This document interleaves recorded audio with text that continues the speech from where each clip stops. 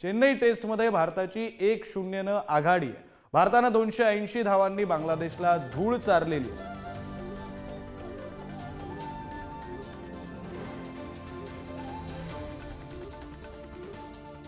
बातमी आपण पाहतोय, भारतानं बांगलादेशला 280 धावांनी धूळ चारले आणि त्यामुळे भारताची बांगलादेश समोर आघाडी असल्याचं पाहायला मिळतंय।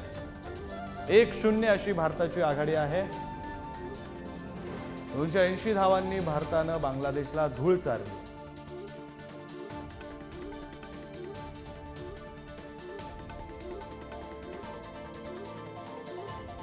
प्रतिनिधी किरण डोईफोडे सध्या फोन लाईन वरून जोडले गेलेत। आपण त्यांच्याकडून अधिकचा तपशील जाणून घेऊया। किरण,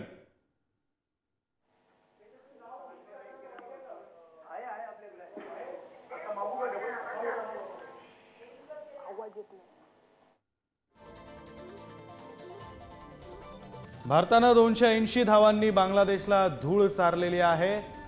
टेस्टमध्ये अश्विनची खेळी ही निर्णायक ठरली। अश्विन, रविचंद्रन अश्विन भारताचा खरं तर ऑलराऊंडर म्हणावा लागेल असा खेळाडू, कारण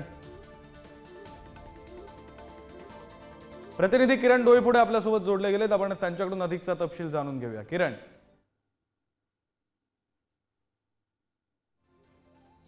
चेन्नई येथे खेळल्या गेलेल्या पहिल्या कसोटी टीम इंडियाने बांगलादेशचा 280 धावांनी पराभव केला आहे।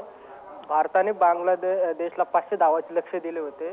त्याविरुद्ध बांगलादेशचा संघ 234 धावांवर बाद झाला। अश्विनने भारतासाठी ऐतिहासिक कामगिरी केली आहे। अश्विनने पहिल्या कसोटी डावात शतक झळकवले आणि दुसऱ्या डावात 6 विकेट पटकावल्या। 2 सामन्याच्या कसोटी मालिकेमध्ये भारताने 1-0 अशी आघाडी घेतली आहे। विक्रांत,